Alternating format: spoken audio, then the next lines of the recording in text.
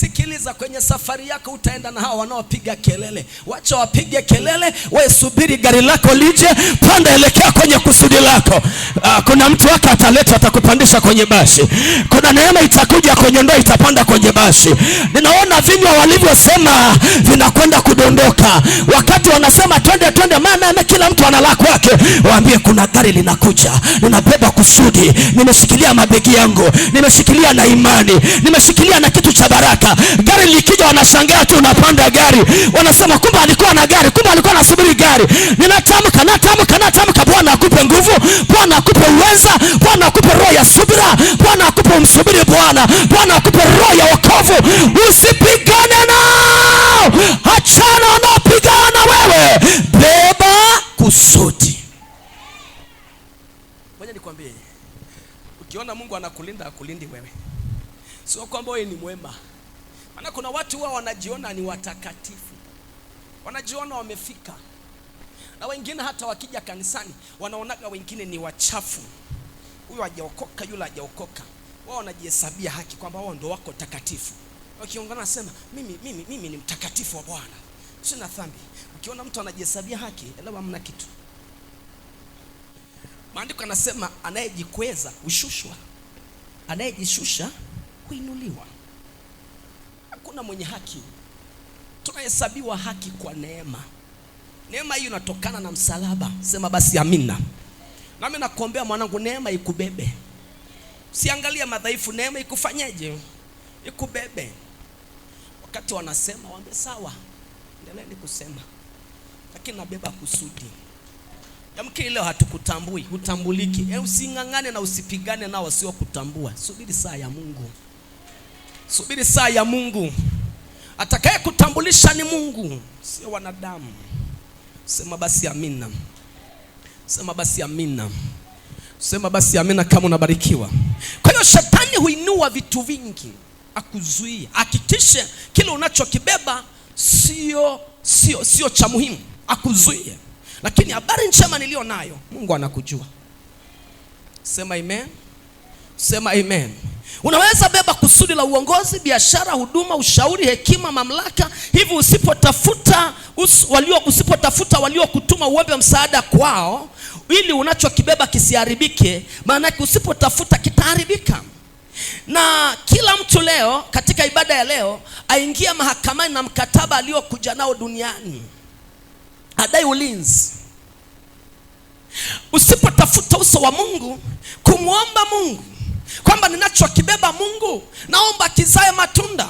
Nilichofanya kwenye familia, naomba nizae matunda. Kwa nini niko hapa? Kwa nini nimezaliwa hapa? Kwa nini nimeolewa pale? Kwa nini niko hapa nilipo? Popote ulipo, muulize Mungu, kitu gani umeweka ndani yangu? Maana kile unachokibeba kinaweza kikazuiliwa kisitumike. Ni kama tu una duka alafu linalogwa au linaharibika, au duka wateja hawaji, vitu ulivyoweka vinaharibika. Vikiharibika manake havitumiki tena. Sasa kuna mtu unaweza ukazuiliwa kile unachokibeba kisitumike, kisionekane, kisiwafaidie wahusika. Nataka niseme unachokibeba lazima kitazaa matunda, lazima kitazaa matunda, lazima kitatumika. Kitu usichokitumia maana yake kitaharibika. Kisu ambacho kila saa utumii hautakinoa kila saa, lakini kisu ambao unatumia mara kwa mara kila saa utapiga kunoa, kwa sababu kinatumika. Na nataka niseme unachokibeba lazima kitatumika, na lazima kitakuwa kinanolewa. Kitapita kwenye vita, kitapita kwenye vumbi,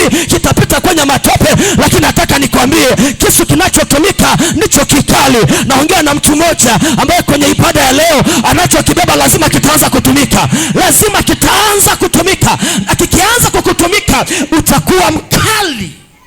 Ndivyo tutakavyomwambia shetani leo aliyejibia kwenye familia kwenu. Tutamsomea mkataba ya kwamba pale msalabani Yesu amesema imekwisha. Sema imekwisha. Hakika kwa kifo cha Yesu tumekuwa salama, tumekuwa wazima. Kama unatatiza utapita kwenye ule mlango.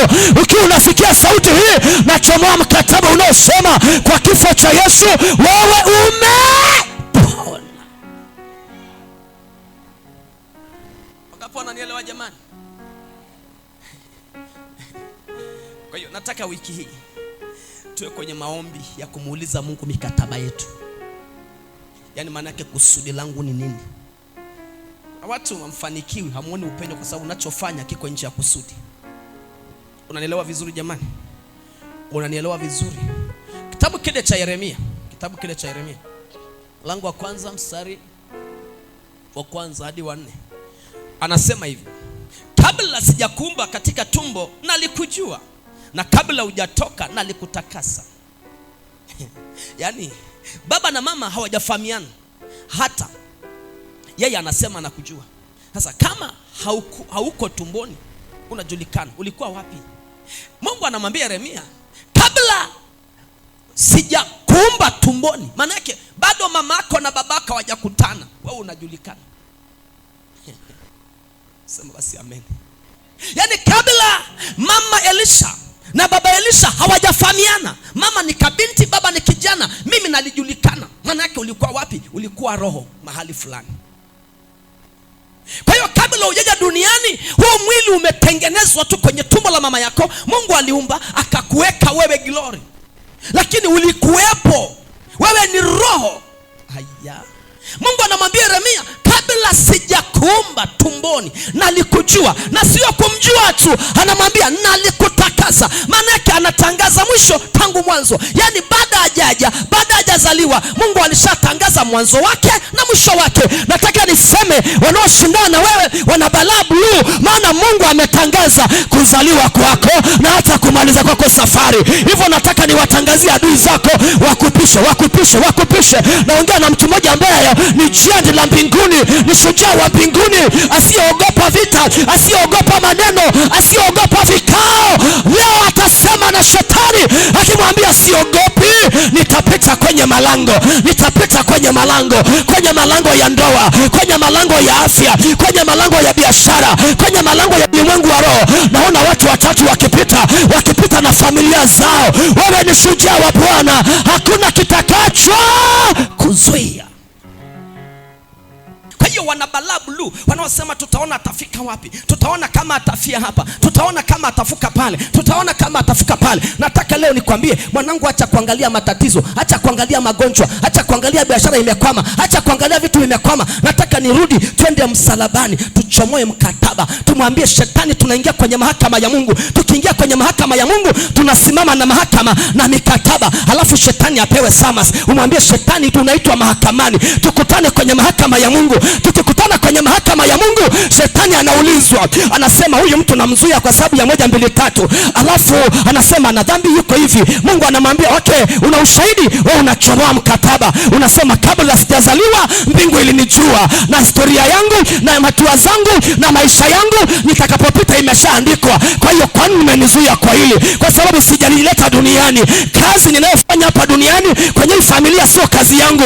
Unachomoa mkataba unasema amesamehewa, umeponywa, umebarikiwa, umeinuliwa. Wewe ni mshindi zaidi ya washindi. Shetani anakosa la kusema, wachawi watakosa la kusema, wanafiki watakosa la kusema. Mahakama ya Mungu itachacha na serikali ya tukufu ya Mungu itachacha. Ikishachacha, kuna maaskari watatumwa kwako ili wakupiganie. Kuna watu watatu watapiganiwa. Kuna watu watatu kesi yao leo nakabidhi kwa Bwana wa majeshi. Kesi ya magonjwa nakabidhi, kesi ya madeni nakabidhi, kesi ya kukataliwa nakabidhi, kesi ya kuchafuliwa nakabidhi kwenye mahakama ya Mungu, kesi ya kutopata upenyo nakabidhi kwa mahakama ya Mungu, kesi ya kukosa biashara, kukosa kazi nakabidhi kwenye mahakama ya Mungu. Halafu mahakama ya Mungu ichache, shetani na wachawi wachache. Lazima vipoko vitapita leo. Mtu mmoja apige kelele akisema amen. Hebu sema mahakama ya Mungu itachacha leo. Shida yako sasa, haujui unaishi duniani, hujui ulikotoka, hujui unako elekea. Kishajua hauko duniani kwa bahati mbaya, usumbuliwe na matatizo. Sema nitamngoja Mungu hapa. Hata kama nilimwomba juzi hajajibu, nitamngoja hapa. Sema basi amina. Sema amina kama unabarikiwa. Sema amina kama unabarikiwa. Mguse mwenzako, mwambie kuna kitu unabeba leo chomoa faili, tuingize kwenye mahakama ya Mungu. Hello, anayekutesa mwambie leo hutanitesa tena. Anayekutesa kwenye usingizi upate raha, leo tunachomoa mkataba. Alafu tunaenda kwenye mahakama ya Mungu. Namwambia Mungu, tumekuja kwako, tunateseka. Si unakumbuka Waisraeli walivyokuwa wanateseka? Walichomoa mikataba na vilio vikafika kwa Mungu. Mungu akasema, okay, Musa, peleka habari kwa Shetani ambaye alikuwa anawakilishwa na Farao. Akamwambia, peleka habari, halafu mpe Samas, mwambie nimesikia kilio cha watu wangu na saa yao itatoka. Halafu Mungu anamwambia, nimesikia, halafu nimekumbuka mkataba ya kwamba wako kwenye agano. Na kwambia hivi, anayepambana na wewe mwambie dole, mwambie niko kwenye agano Bwana. Nataka nitamke, hawatakuwa na hautakufa, hawatakuwa na hautakufa. Kuna watu watatu wanapokea uhai, kuna watu watatu wanapokea uhai. Kama umemwamini Yesu, hautakufa Bwana, hautakufa. Sema amen.